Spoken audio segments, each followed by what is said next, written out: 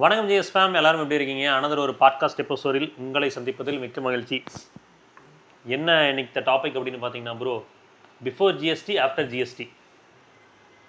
என்ன ஒரு டிராஸ்டிக்கான price change நிறைய காரில். என்னன்னா இதில் கரெக்டாக நம்ம வீடியோ போட்டு கிட்டத்தட்ட 10 to 15 days ஆச்சுன்னு நினைக்கிறேன் அந்த வீடியோ போட்டு. இந்த இடப்பட்ட டைமில் எடுத்தவங்களுக்குலாம் பயங்கரமான லாஸுங்க. ஆமாம், பில் பண்ணியிருந்தாங்க அப்படின்னா 1 லட்சம் லாஸ் அப்படின்றதெல்லாம் ஏற்றுக்கவே முடியாத லாஸ். ஆமாம், அது ஃபார்ச்சுனர் மாதிரி கார்ல எல்லாம் ஹாட் செல்லிங் கார் தான். அதுவுமே ஆல்மோஸ்ட் பார்த்தீங்கன்னா 2000 யூனிட்ஸ் கிட்ட பண்ணுறாங்க. அதெல்லாம் பார்த்தீங்கன்னா 3.5 லட்ச ரூபா to 4 லட்ச ரூபா கம்மி இருக்கு. அதனால நிறைய பேர்த்துக்கு இன்னைக்கு தேதியில் இருக்கக்கூடிய குழப்பம் அப்படின்னு பார்த்தா, செப்டம்பர் 22 அந்த ஜிஎஸ்டி இம்ப்ளிமெண்டேஷனுக்கு அப்புறம், புதிய ஜிஎஸ்டி ரூல் இம்ப்ளிமெண்டேஷனுக்கு அப்புறம் காரை வாங்குறதா இல்லை இப்போவே பண்ணலாமா? ஏன்னா ஒரு சில பிராண்ட்ஸ் வந்து ஆஃபர்ஸ் நிறையா கொடுக்குறாங்க. அப்படின்றப்போ எனக்கு ஒவ்வொரு காருக்கும் ஜிஎஸ்டி மாறினதுக்கப்புறம் என்ன ப்ரைஸிங் இருக்க போகுது அப்படின்ற மாதிரி நிறைய கேள்விகள் வந்துச்சு. இப்போ இன்னைக்கு வீடியோ ஒரு சில பிராண்ட்ஸ் தான் அஃபிஷியலாக அனௌன்ஸ் பண்ணியிருக்காங்கன்னு நினைக்கிறேன். லைக் டாடா, மஹேந்திராலாம் பிஃபோர் ஆஃப்டர்னே சொல்லிட்டு அவங்களோட பிரைஸ் அனௌன்ஸ் மஹேந்திரா, டாடா வந்து ரொம்ப கிளியரா பண்ணியிருந்தாங்க. கிளியரா பண்ணியிருந்தாங்க. வேரியன்ட் வைஸ்ல டிஃபரன்ஷியேட் பண்ணி கோட் பண்ணியிருந்தாங்க. இன்னொன்று மஹேந்திரா ஒரு ஆடட் அட்வான்டேஜ் என்னன்னா, அந்த ஜிஎஸ்டி பெனிஃபிட் இப்பவே கொடுக்குறாங்க. ஓ ஓகே, அது மஹேந்திரா மட்டும் தான் பண்ணியிருக்காங்க. டாடா அந்த ஃபுல் ஜிஎஸ்டியை பாஸ் பண்ணிட்டாங்க. இப்போ நீங்கள் புக் பண்ணிக்கலாம். ஆனால் இன்வாய்ஸ் வந்து செப்டம்பர் 22க்கு அப்புறம் பண்ணுவாங்க. இதுதான் மற்ற பிராண்ட்ஸும். பட் மாருதி வந்து சைலண்டாக வந்து இருக்கும் அப்படின்னு தான் சொல்லியிருக்காங்களே வெளியே எக்ஸாக்ட் ப்ரைஸிங் ரிவீலே பண்ணல. ப்ரைஸ் இதில் சேர்த்து வச்சுக்கலாம்ல, தெரியாதுல்ல. நான் அதுக்கு தான் எடுத்து வச்சிருக்கேன். ஒவ்வொரு காரும் 18%, 28%, 29%, 18% வரும்போது என்ன ப்ரைஸிங் வரும் அப்படின்றத பிராண்டு, அந்த கார் எல்லாமே பார்க்க போகிறீங்க. ஒரு ஹிண்டை பிராண்டில் இருக்கிறீங்கன்னா அதில் என்னென்ன கார்ஸ் இருக்குது, அதோட ப்ரைஸ் என்னவா மாறப்போகுது அப்படின்றத, மேக்ஸிமம் பெனிஃபிட் என்ன கிடைக்கும் அப்படின்றத நம்ம இந்த வீடியோவில் நம்ம சொல்ல போகிறோம். அது மட்டும் இல்லாமல் ப்ராஃபிட் அண்ட் மார்க்கெட், இந்த இம்பேக்ட் எப்படி இருக்க போகுது இந்தியன் கார் மார்க்கெட்டில் அப்படின்றத பேசலாம் ப்ரோ. அப்புறம் எத்தனால் பிளெண்ட் லெவல், அதாவது நீங்கள் நிறைய பெட்ரோல் ஸ்டேஷன்ஸ் இருக்குது, ஹெச்பி இருக்குது, பாரத் இருக்குது, நயரா இருக்குது, ஜியோ இருக்குது. ஸோ இதெல்லாம் எந்த அளவுக்கு எத்தனால் மிக்ஸ் இருக்குது, இந்த ஸ்பீட் பெட்ரோல் நடிக்கிறமே அந்த ஸ்பீட் பெட்ரோலில் வந்து எத்தனாலோட லெவல் என்ன, அந்த மாதிரி எல்லாத்தையுமே டீட்டெயிலாக எடுத்துருக்கோம். இன்னொரு டவுட் என்னன்னாங்க ப்ரோ, இந்த பெட்ரோல் பங்க்லேயே ஒரு சில கஸ்டமர், ஒரு சில பேர் பார்த்தீங்கன்னா இந்த பர்டிகுலர் பங்க்ல தான் அடிப்பேன், அங்கே தான் இது நல்லா இருக்கும், இந்த பிராண்டு தான் அடிப்பேன், இந்த பாரத் தான் அடிப்பேன், இந்தியன் ஆயில் தான் அடிப்பேன், ஹெச்பி தான் அடிப்பேன் அப்படிங்கிறாங்க. அதோட டிஃபரன்ஸ் ஏதாச்சும் இருந்துச்சுன்னா அது வேணா தனியாக ஒன்று ப்ரோ. இது ஆக்சுவலாக வந்து இப்போ ஒரு இந்த 4 days நான் எம்மா ஈவெண்ட் போயிருந்தப்போ ஒரு பெட்ரோல் ஸ்டேஷன் வச்சிருக்கிறவர் கூடவே ட்ராவல் பண்ணியிருந்தேன். அவர் சொன்னது வந்து ஃபஸ்ட்டு விஷயம், இந்த கான்செப்டே கிடையாது. இப்போ அது வந்து மித்து தான். அன்டில் ஆர் அன்லஸ் வந்து நீங்கள் அடிட்டிவ் ஃப்ளூயிட்ஸ் அடிக்காத வரைக்கும் சேம் 90 நாக்டேன் நீங்கள் ஹெச்பியில் கிடைக்கிறதும் பாரத்தில் கிடைக்கிறது எல்லாமே ஒன்று தான். முதல்ல நம்ம என்ன யோசிச்சோம்னா, தண்ணி கலந்தாங்க அதை கலந்தான்னு சொன்னல, இந்த அடல்ட்ரேஷன் அப்படின்ற கான்செப்டே இப்போ இல்லை. ஏன்னா நாங்கள் வந்து அந்த அளவுக்கு இப்போ பார்க்குறாங்க. ஒன்றும் இல்லை, BS4லேருந்து BS6 மாறினதுக்கப்புறம் டேங்கை முதல் கொண்டு கம்ப்ளீட்டாக வெரிஃபை பண்ணிட்டு தான் BS6 கொடுத்தாங்களாம். ஓகே, அதனால தண்ணி கலக்குறாங்க, அதை கலக்குறாங்க, இதை கலக்குறாங்கன்னு சொல்கிறதெல்லாம் வந்து இப்போத்த சூழ்நிலை இல்லை. அடல்ட்ரேஷன் ரீதியை யோசிக்க வேண்டியதில்லை. அதே மாதிரி பாரத்தில் அடித்தா தான் நல்லாயிருக்கும், ஹெச்பியில் அடித்தா தான் நல்லாயிருக்கும், இந்தியன் ஆயில் அடித்தா தான் நல்லாயிருக்கும் அப்படின்றதுலாம் இல்லை. மோரார்லெஸ் 90 நாக்டேன் சிமிலராக தான் இருக்கும். அதில் இப்போ ஃபார் எக்ஸாம்பிள் நீங்கள் ஷெல் போகிறீங்க, ஷெல்லில் போனால் ஒரு சில பேர் ஹையர் ஆக்டேன் அடிச்சிட்டு இருப்பாங்க. ஹையர் ஆக்டேன் 90 நாக்டேன் தான். 90 நாக்டேனில் அவங்க அடிட்டிவ் ஃப்ளூயிட்ஸ் கொடுக்குறாங்க. அதனால நமக்கு மைலேஜ் சேர்த்து கிடைக்குது. இப்போ நீங்கள் இந்தியன் ஆயில் எக்ஸ்ட்ரா க்ரீன் அடிக்குன்னு சொன்னீங்க பார்த்தீங்களா, அது அடிட்டிவ் ஃப்ளூயிட். அந்த அடிட்டிவ் ஃப்ளூயிட் வந்து இன்னும் கொஞ்சம் ஸ்மூத்தான கம்பஷன் நடக்கிற ஹெல்ப் பண்ணும். அதனால நமக்கு வந்து பெட்டராக இருக்கும். அது வேணுமா வேண்டாமாங்கிறது நம்மளோட முடிவு. ஓகே. அடுத்து இந்த ஜிஎஸ்டினால பெஸ்ட் வேல்யூவாக எந்தெந்த கார்ஸ் மாறுது, லீஸ்ட் பெனிஃபிட் அடைஞ்ச கார்கள் என்ன, அப்புறம் ஃபைனலாக வந்து டீசலில் வந்து ஐசோ பியூட்டனால் கலக்கிறாங்க, பெட்ரோலில் எத்தனால் கலக்கிற மாதிரி. அப்போ இதில் கொண்டாண்டானுங்க. ஆமாம், எப்படிங்க ஸ்டார்ட் பண்ணிட்டாங்களா கூட பண்ண போகிறாங்க ப்ராசஸ்.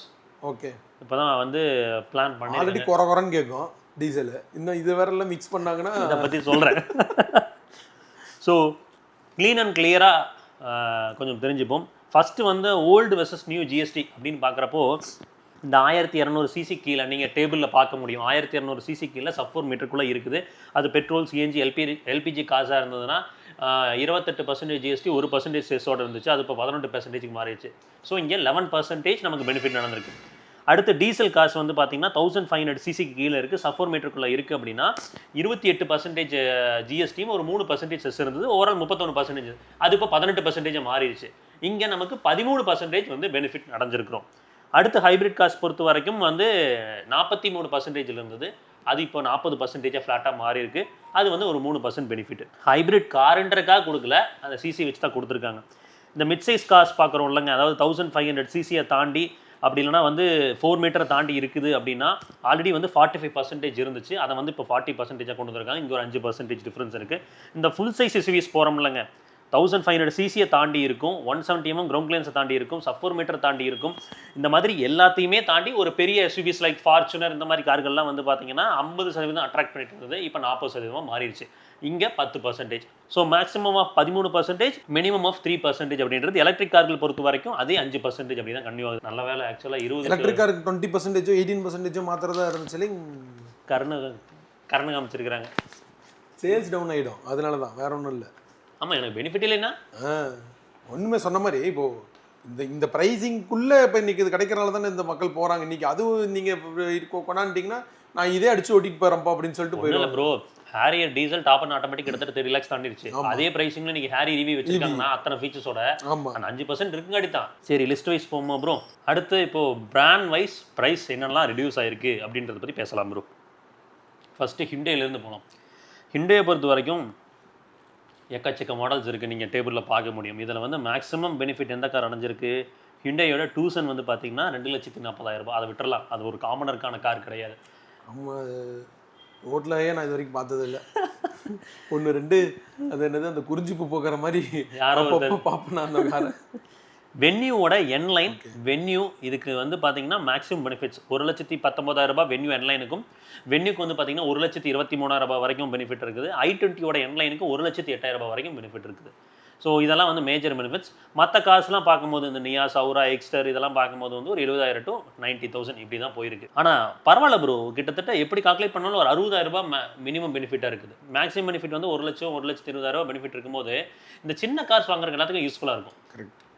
இப்போ ஆல்மோஸ்ட் சின்ன சொன்ன மாதிரி சின்ன பட்ஜெட் கார் இன்னும் கொஞ்சம் ஒரு 50,000 கம்மியாகும்போது ஒரு 4.5 இருக்கிறது ஒரு 3.9 அந்த ரேஞ்சுக்கு வரும்போது உங்களுக்கு நல்லா கம்மியாகிடுது. ஆமாங்க, அது நல்லா இருக்குது. இந்த ப்ரைஸ் ரிடக்ஷன் அப்படின்றது வந்து பார்த்தீங்கன்னா பெனிஃபிட்டாக இருக்குது. இப்போ நீங்கள் எடுக்கிறீங்க அப்படின்னா ஒரு சில டீலர்ஷிப் வந்து இந்த ஜிஎஸ்டி பெனிஃபிட் இல்லாமல் இன்னும் பெனிஃபிட்டையும் கொடுக்குறாங்க. அதாவது வண்டியை நீங்கள் இப்போ புக் பண்ணிக்கலாம், ஓகேங்களா. வண்டி இன்வாய்ஸ் ஆகிறது செப்டம்பர் 22க்கு அப்புறம் தான் ஆகும். ஆனால் செப்டம்பர் 22க்கு அப்புறம் புக் பண்ணீங்கன்னா உங்களுக்கு பெனிஃபிட்ஸ் கிடையாது. பட் இப்போ புக் பண்ணீங்கன்னா இந்த ஜிஎஸ்டி கூடவே இன்னும் பெனிஃபிட் கொடுக்குறாங்கிறாங்க. ஸ்கோடா ஒரு பிரிச்சிருந்தாங்க, நான் சொல்கிறேன், இன்னைக்கு போயிட்டு வந்தேன். எல்லாம் வாங்கினதுக்கு அப்புறம் தான் சொல்லுவானுங்க. அடுத்து மாருதி சுசுகி அப்படின்னு வந்தீங்கன்னா மேக்ஸிமம் பெனிஃபிட் வந்து ஃப்ராங்ஸுக்கு 1,10,000 குறைஞ்சிருக்குது. அடுத்து வந்து டிசையர், XL6, பலினோ இதெல்லாம் வந்து பார்த்தீங்கன்னா 80,000 அந்த மாதிரி வந்துருக்குது. கிராண்ட் விட்டாரா 67,000. அப்புறம் பிரஸா வந்து எல்லாருமே கேட்குறது 48,200. ஏன்னா பிரஸால ஒரு 3% தான் டேக்ஸில் வந்து பெனிஃபிட் அடைஞ்சிருக்குது. ஓகே, அதை பொறுத்த மாறி இருக்குது. இந்த லிஸ்ட்டை பார்க்கும்போது உங்களுக்கு எவிடென்ட்டாக நீங்கள் வாங்கக்கூடிய கார் வந்து எவ்வளோ வந்து அப்ராக்சிமேட்லி ரெடியூஸ் ஆகும் ஜிஎஸ்டியில் அப்படின்றது தான் காமிச்சு கொடுத்துருக்கேன். சரி, அடுத்து ரெனோல்ட் நிறுவனம் அப்படின்னு வரும்போது 3 கார் தான். ஒரு குவிட்டு, ஒரு கைகரு, ஒரு ட்ரைபரு. கைகருக்கு தான் மேக்ஸிமம் பெனிஃபிட் 96,000 வரைக்கும் குறையுது கைகருக்கு. அதுக்கடுத்து ட்ரைபர் 80,000, குவிட் 54,000 இந்த பெனிஃபிட் கொடுத்துருக்காங்க. ஸ்கோடா எவ்வளோ வரைக்கும் மேக்ஸிமம் இவங்க போவாங்கன்னு நினைக்கிறீங்க? அதாவது 8% 48 40 வந்துச்சுன்னா என்ன ப்ரோ, ஒரு 1,00,000 1,10,000 அதிகபட்சம் போகுங்களா? ஒரு 70 to 1 கைலாக்குக்கு 1,19,000. கைலாக்குக்கே. ஆமாம். கோடியாக்கு வந்து 3,30,000. ஓகே. குஷாக்கு 66,000, ஸ்லாவியாக்கு 63,000. என்ன கணக்கு எனக்கு புரிய மாட்டேங்குது. குஷாக்கு ஸ்லாவியா கம்மியாக இருக்குது, கைலாக்கு அதிகமாக இருக்குது. 43%, 40% அப்படின்னு டிஃப்ரென்ஸ் வருதுங்க. வேரியன்ஸை பொறுத்து அது மாறும். ஓகே. இந்த டிஃப்ரென்ஸ் வந்து பிராண்டும் வந்து ஃபுல் பெனிஃபிட்ஸை வந்து ஷேர் பண்ணியிருக்காங்களா இல்லை வந்து அதில் பெனிஃபிட்ஸை குறைச்சிருக்காங்களா அப்படின்றத பொறுத்தும் இருக்குது. இப்போது ஸ்கோடா என்ன பண்ணியிருக்காங்கன்னா கொடியாக்கு 2,00,000 ஆஃபர் இப்போ நீங்கள் புக் பண்ணீங்கன்னா.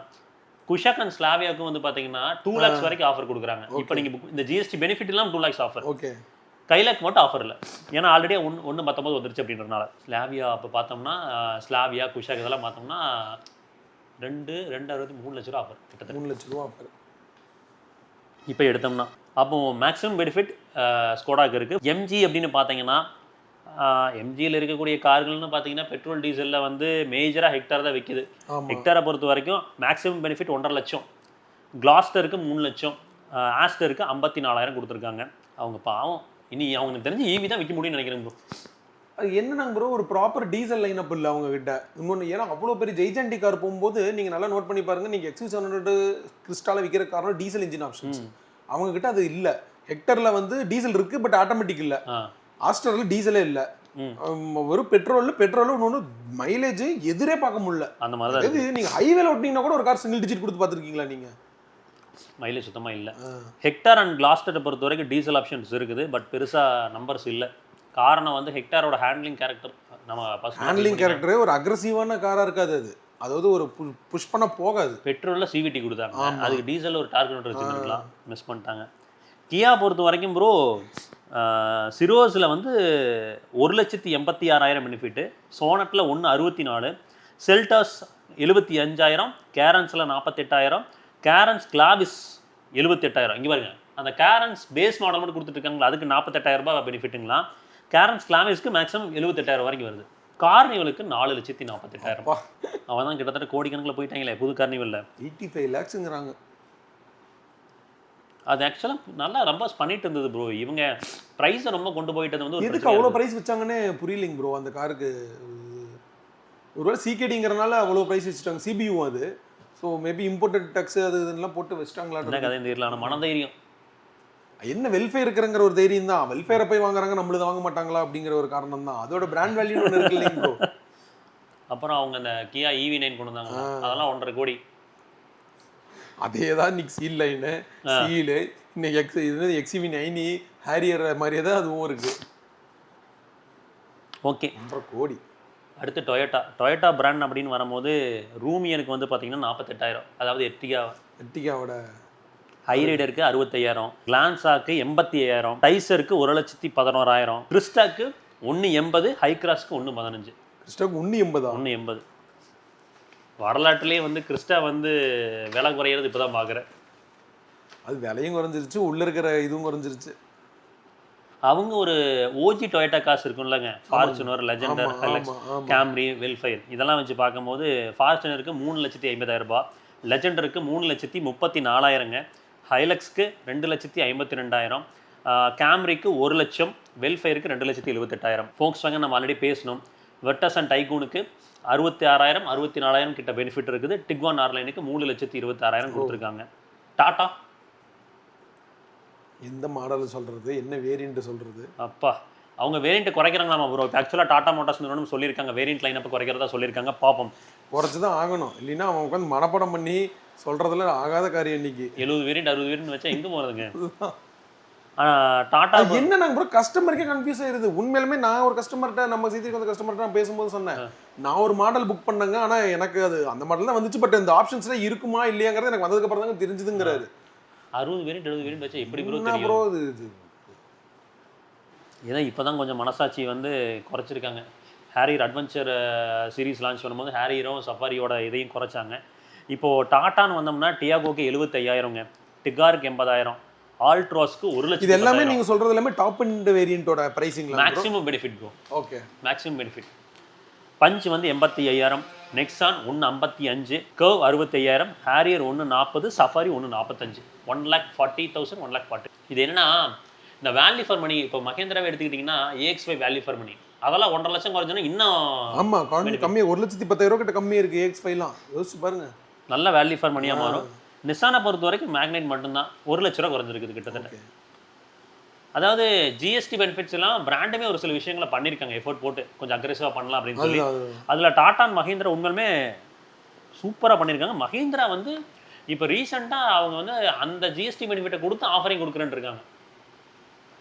இறங்கி அடிக்கிறாங்க மஹிந்திரா. முன்னாடி வாங்கினவங்க நிலைமையெல்லாம் யோசிக்கும் போது எனக்கு கொஞ்சம் கஷ்டமாக இருக்குது. நீங்கள் எங்க யோசிக்கிறீங்க? நீங்கள் உங்களுக்கு XUV700 கொடுத்துட்டு நாங்கள் வித்துட்டு ஒரு வருஷம் கழிச்சு XUV700 அதே ப்ரைஸிங்கில் இன்னும் ஃபீச்சர்ஸோட கொடுத்தோம். அதைத்தான் சொல்கிறேன். முன்னாடி எடுத்தவனுங்களுக்குலாம் ஒரு சொம்பு அடிச்சு விட்டு அப்போ பத்தாவது இங்கே ஒரு சொம்பு இப்போ ஒரு சொம்பு. எப்படி இந்த மனசு தாங்கும் சொல்லுங்க? 27 லட்சம் ரூபாய்க்கு நான் AX5 மாடல் வாங்கினேன். இன்னைக்கு என்ன ப்ரைஸ்ன்னு பாருங்க, 25 கூட கிடையாது அந்த வண்டி. கொஞ்சம் வருத்தமாக தான் இருக்குது அதை பொறுத்த வரைக்கும். சரி, புதுசாக வாங்குறவங்களாம் சந்தோஷமாக இருக்கட்டும். அடுத்து மஹேந்திராவோட ப்ரைஸ் ரிடக்ஷன் அப்படின்னு பார்க்கும்போது பொலிரோ அண்ட் பொலிரோ நியோ வந்து 1,27,000, XUV3XO பெட்ரோல் 1,40,000, XUV3XO டீசல் 1,56,000. தார் 2 வீல் டிரைவ் 1,35,000, 4 வீல் டிரைவ் வந்து 1,05,000. ஸ்கார்பியோ கிளாசிக் வந்து பார்த்தீங்கன்னா 1,00,000 ரூபாய் கொடுத்துருக்காங்க. ஸ்கார்பியோ எனக்கு 1,45,000. தார் ராக்ஸுக்கு 1,33,000, XV700 1,43,000. ஒன்று 43 AX7 மாடல் இருக்கு எனக்கு தெரிஞ்சு மஹேந்திரால மேக்ஸிமம் பெனிஃபிட்ஸ் மஹேந்திரால. என்ன இருக்கோ அதை அப்படியே மக்கள்கிட்ட கொடுத்துட்டாங்க. ஹோண்டான்னு ஒருத்தர் இருக்கான், அமேஸில் மட்டும் 95,000ங்க. மீதி சிட்டிஆர் எலிவேட் போகிறீங்கன்னா ஒரு 55,000 ஆவரேஜாக இருக்குது. இதெல்லாம் மேக்ஸிமம் பெனிஃபிட் சொல்லியிருக்கேங்க. நான் ஒவ்வொரு பிராண்டை பற்றி சொல்லும் போதும் அந்த பிராண்டோட கான்டாக்ட் நம்பர் கொடுத்துருக்கேன். நீங்கள் கால் பண்ணீங்கன்னா உங்களுக்கு எக்ஸாக்ட் பெனிஃபிட்ஸ் என்ன அப்படின்றத சொல்லுவாங்க. அது இல்லாமல் வேரியண்ட் வைஸும் கொஞ்சம் ப்ரைஸோட டிஃபரன்ஸ் மாறிக்கிட்டே இருக்கும். ஒரு வேரியண்ட்டுக்கு தகுந்த மாதிரி ப்ரைஸோட டிஃபரன்ஸ் மாறிக்கிட்டே இருக்கும். அதை பொறுத்து நீங்கள் எக்ஸாக்டாக தெரிஞ்சுக்கலாம். ஏன் இதை சொல்கிறேன்னா நிறைய பேருக்கு குழப்பம் வரும், என்ன பெனிஃபிட்டு உண்மையை தான் சொல்கிறாங்களா. அதாவது இப்போ செப்டம்பர் 22 வந்து அஃபிஷியல் வெப்சைட்லேயே எல்லாமே சேஞ்ச் ஆயிரும் இல்லைங்களா. இப்போ நம்ம அந்த கார் தேக்கோ இதுலாம் போட்டு அந்த ஆன் ரோட் ப்ரைஸ் பார்க்குறோம் இல்லையா, அதுலேயே சேஞ்ச் ஆயிரும். இப்போ புக்கிங் பண்ணலாம், இன்வாய்ஸ் பண்ணுறத வந்து செப்டம்பர் 22க்கு அப்புறம் பண்ணுங்க. மஹேந்திரா மட்டும் இப்போவே பண்ணலாம், ஏன்னா அவங்க இப்போவே அந்த பெனிஃபிட்டை கொடுக்குறாங்க. இன்னும் சேர்த்து கேட்டு கூட பண்ணலாம், அவங்க கிட்ட போய் நெகோஷியேட் பண்ணலாம். சரியான சான்ஸ் இந்த டைம் கஸ்டமருக்கும் நல்ல சான்ஸ் நெகோஷியேஷன்ஸ்க்குலாம். அந்த ஒரு சூப்பரான நம்ம நெகோஷியேட் பண்ணி கார் எடுக்கலாம். அவங்க கொடுக்குற டிஸ்கவுண்ட் தனியாக வாங்கிக்கலாம். அது இல்லாமல் இங்கிருந்து ஒரு ரேட்டுக்கு ஜிஎஸ்டி பெனிஃபிட் ஆல்மோஸ்ட் பார்த்தீங்கன்னா நல்ல இப்போ கார் எடுக்கிறவங்களுக்கு நல்ல ஒரு கரெக்டான டைம். மஹேந்திரா 3X சொல்லலாம் ப்ரோ, பேசிக் மாடல்லாம் ரொம்ப ப்ரைஸ் கம்மி, 10,50,000 என்னமோ தான் வந்து. இப்போ 9,50,000 நீங்கள் எடுத்துகிட்டு போயிடலாம். என்னன்னாங்க ப்ரோ, இன்னொன்று எல்லா பிராண்டுமே டிசம்பர் மந்த் அவங்களோட ப்ரைஸ் ஹைக் பண்ணுவாங்க. அதெல்லாம் நோட் பண்ணி பாருங்க, எல்லா பிராண்டுமே அவங்களோட ப்ரைஸிங்கை வந்து டிசம்பர் மந்த் ஹைக் பண்ணுவாங்க. ஸோ இது வந்து கரெக்டான டைம். அவங்க வந்து இப்போ ஒரு நல்ல ஒரு நெகோஷியேட் பண்ணி கார் எடுக்கிறதுக்கு ஒரு கரெக்டான டைம் இப்போ பார்ப்போம். அப்புறம் ethanol blending in petrol, Shell, Bharat Petroleum, Indian Oil, HP, Nayara, Jio, இந்த மாதிரி நிறைய இருக்குதுங்க. இதில் வந்து என்னென்ன லெவலில் கலந்துருக்காங்க அப்படின்றது இது வந்து கொலேட்டட் டேட்டா, அதாவது வந்து நிறையா பேர் கொடுத்த ஃபீட்பேக்ஸ், அதுக்கப்புறம் நடந்த டெஸ்ட்ஸ், அதெல்லாம் வச்சு கொலேட்டடாக எவ்வளோ கலந்துக்கிட்டு இருக்காங்க கரண்ட் டைம் லைனில் அப்படின்றது. அப்படி வச்சு பார்க்கும்போது ஷெல் வி பவரில் வந்து பார்த்தீங்கன்னா 14.7ங்க. ஷெல் நார்மல்லையும் 14.7 தான் பண்ணுறாங்க. பாரத் பெட்ரோலியம் பொறுத்த வரைக்கும் நார்மலில் 16% கலக்கிறாங்க, ஸ்பீடில் 12%ங்க. இந்தியன் ஆயிலில் XP95ல் 15% கலக்கப்படுது. அதுவே வந்து XP100 ஆக்டின் போனீங்கன்னா மட்டும்தான் 0%ங்க.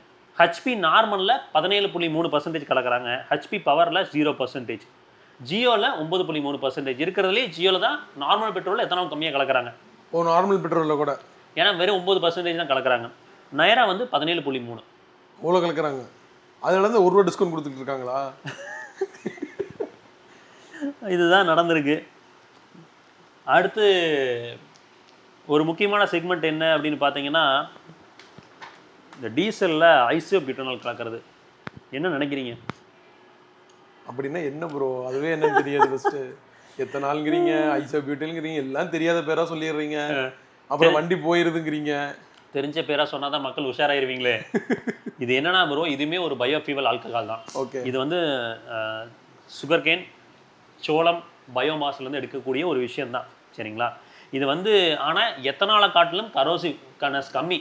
ஓகே. அப்புறம் வந்து எனர்ஜி டென்சிட்டியும் கொஞ்சம் ஜாஸ்தி, வாட்டர் அப்சர்வ் பண்ணக்கூடிய திறனும் குறைவு.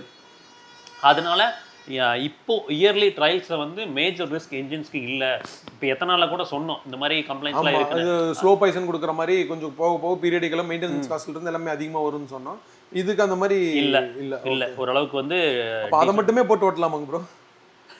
அதுக்கும் வண்டி வரணும். இப்போ ஆக்சுவலாக வந்து இப்போ எத்தனால் வந்து நம்மளுக்கு 20% சப்போர்ட் பண்ணியிருக்காங்க. அடுத்து வந்து மாருதி சுசுகி வந்து 85% எத்தனால் சப்போர்ட் பண்ணுற மாதிரி வண்டி வருது, வேகனார் தான் வருது. அது மாதிரி பிராண்ட்ஸ் கொண்டு வந்துட்டாங்க அப்படின்னா நடக்கும்.